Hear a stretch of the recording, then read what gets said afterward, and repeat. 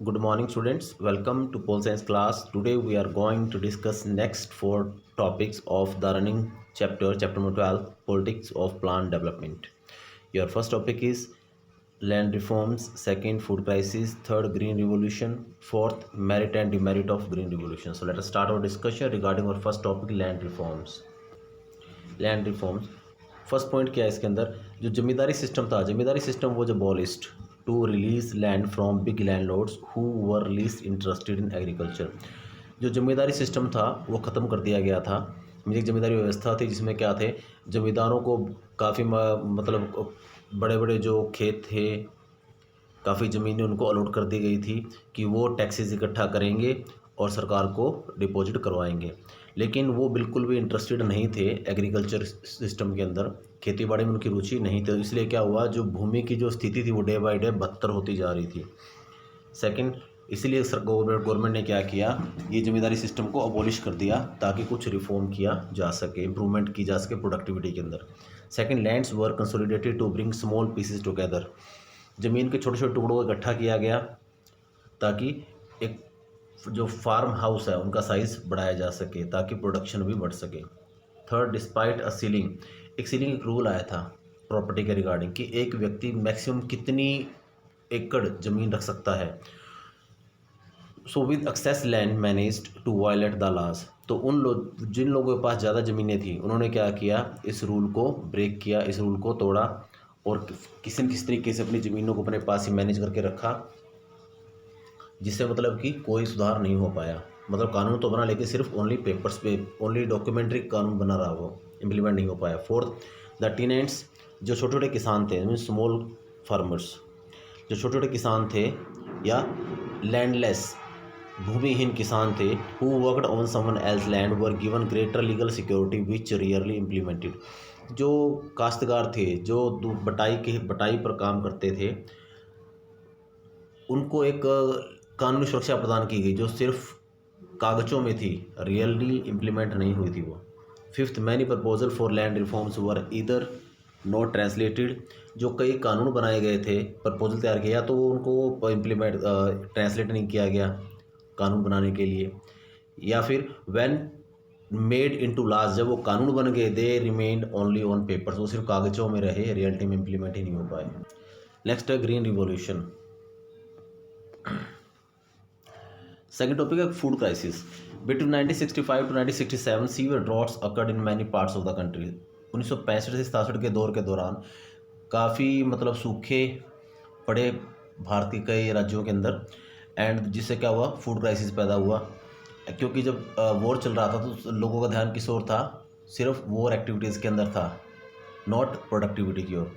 The country face 2 wars, देश ने 2 युद्धों का सामना किया as a result in severe food shortage and famine like condition in many parts of the country. जब युद्ध का सामना करना पड़ा भारत को तो इससे क्या हुआ, खाने के जो अनाज था उसकी कमी हुई और भारत में अकाल जैसी स्थिति हो गई थी। ये यूपी बिहार के यहाँ पे काफ़ी प्रोडक्शन होती है ग्रेन की, तो ये काफ़ी अफेक्टेड हुए थे इससे। During this period India faced foreign exchange crisis, Bharat को विदेश नीति में भी कई प्रॉब्लम्स को फेस करना पड़ा था। Death rate in Bihar in 1967 was 34%, जो डेथ रेट थी वो बढ़ गई थी बिहार में, 34% तक पहुंच गई थी। The government had zoning policies, government ने जोनिंग पॉलिसी बना रखी थी। उसके तहत क्या था, मतलब जैसे हरियाणा का आध जो पर्सन फार्मर है वो पंजाब में जाकर फसल को नहीं बेच सकता था, and that prohibited trade off food across the state, इससे भी काफ़ी मतलब लोगों को प्रॉब्लम्स फेस करनी पड़ी थी। एंड नेक्स्ट था, the government had to import wheat, सरकार को बाहर से अनाज मंगवाना पड़ा था।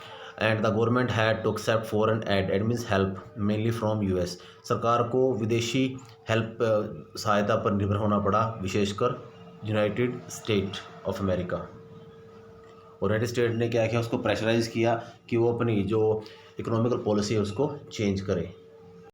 नेक्स्ट है ग्रीन रिवॉल्यूशन। जो ग्रीन रिवॉल्यूशन था it is related with agriculture. Green revolution was introduce to bring about revolutionary changes in agriculture, इसको इंट्रोड्यूस किया गया था ताकि खेती बाड़ी के अंदर कुछ बदलाव लाए जा सके, specially in food grain like wheat and rice in increase production. Second, when India was dependent on food aid mainly from the United States, then United States pressurized India to change its economic policies. जब Bharat US America पर depend था सहायता के लिए, तो उन्होंने क्या किया, भारत को प्रेशराइज़ किया कि वो अपनी आर्थिक नीतियों को बदलाव करे और अमेरिका का जो कैपिटलिज्म मॉडल है उसको फॉलो करे, क्योंकि इंडिया में क्या था, हम यूएसएसआर के मॉडल को फॉलो कर रहे थे। Third, now it was decided to put, अब ये डिसाइड किया गया उसके बाद कि to put more resources into those areas which already had irrigation and those farmers who were already well off. अब सरकार ने ये डिसाइड किया कि जो मोर रिसोर्सेज का यूज़ उस एरिया में किया जाएगा जहाँ पे पहले प्रोडक्शन अच्छी है, ताकि और बढ़िया प्रोडक्शन ली जा सके। Production was increase by the use of high yielding varieties of seeds. Production बढ़ी किससे, बढ़िया क्वालिटी के बीजों से, मतलब हाइब्रिड क्वालिटी के बीजों का यूज़ किया गया, सीड्स का यूज़ किया, फर्टिलाइजर्स का यूज़ किया, pesticide and better irrigation at highly subsidize prices. सरकार ने सब्सिडीज प्रोवाइड करवाई, मीन्स लो रेट पर गुड क्वालिटी के सीड्स, फर्टिलाइजर्स, सारी फैसिलिटीज प्रोवाइड करवाई फार्मर्स को, ताकि किसी तरीके से प्रोडक्शन को इंक्रीज़ किया जा सके। मेरिट ऑफ ग्रीन रिवोल्यूशन, इसके मेरिट क्या थी, इसकी गुण क्या थे और अवगुण क्या थे, लाभ क्या थे, हानियाँ क्या थी। Government offered various irrigation facilities at subsidies price. सरकार ने क्या किया, लो रेट पर लोगों को फैसिलिटी प्रोवाइड करवाई, इंस्ट्रूमेंट, सीड्स वगैरह सब कुछ प्रोवाइड करवाया फार्मर्स को। Second, it resulted in the rise of middle peasant section who soon emerged politically influenced. भाई इससे क्या हुआ, एक मिडिल सेक्शन का, जो मध्यम वर्ग के लोगों का जन्म हुआ। जो पहले क्या थे, या तो लैंडलेस लोग थे, अब कुछ लोग हुआ जिनमें थोड़ी थोड़ी ज़मीनें आ गई, वो तबका भी सामने आ गया था, और उस पर भी क्या, इमर्ज्ड पॉलिटिकली इन्फ्लुएंस, उस पर भी इसका राजनीतिक प्रभाव पड़ा। डिमेरिट क्या थी, demerit of green revolution, this created a stark contrast between the poor peasantry and the landers. इससे क्या हुआ, जो एक ना विरोध पैदा हो गया गरीब किसानों के बीच में और बड़े बड़े लैंडलॉर्ड्स के बीच में। जो गरीब था किसान वो और गरीब हो गए, जो अमीर है वो और, क्योंकि गवर्नमेंट ने क्या किया, उन फार्मर्स को ये फैसिलिटी प्रोवाइड करवाई जो पहले से ही वेल ऑफ थे। क्योंकि गवर्नमेंट ने ये सोचा था कि अगर वो किसी बंजर ज़मीन पर रिसोर्सेज का यूज़ करेंगे तो उससे काफ़ी टाइम लगेगा प्रोडक्टिविटी को इंक्रीज़ होने में, लेकिन जिस जगह, जो जगह ऑलरेडी पहले जहाँ पे प्रोडक्टिविटी वो ज़्यादा है, अगर वहाँ पे इन हाइब्रिड बीजों का यूज़ किया जाए, फर्टिलाइजर्स का यूज़ किया जाए, तो हम प्रोडक्शन को बढ़ा सकते हैं। सेकेंड, इट इंक्रीज पोलराइजेशन, ध्रुवीकरण हो गया between the classes and regions, जो क्षेत्रों के और वर्गों के बीच में ध्रुवीकरण हुआ। Like northern state, Punjab, Haryana, west UP became agriculturally rich but other remain backward. ये जो स्टेट थी, हरियाणा, पंजाब, वेस्ट यूपी, ठीक है, यहाँ पे क्या हुआ, सरकार ने ज़्यादा वर्क किया, मतलब जहाँ पे ज़्यादा फैसिलिटी प्रोवाइड कराई, जिससे ये तो क्या हो गए, काफ़ी डेवलप हो गए एग्रीकल्चर के फील्ड के अंदर। लेकिन जो बाकी जो स्टेट्स थी उनको ये लगा कि उनको इग्नोर किया गया, तो वो काफ़ी बैकवर्ड हो गई थी। ये these were the demerits of green revolution. So dear students, today we have discussed 4 different topics, so I request you to listen it twice and thrice to understand each and everything. So till then, thanks and have a nice day.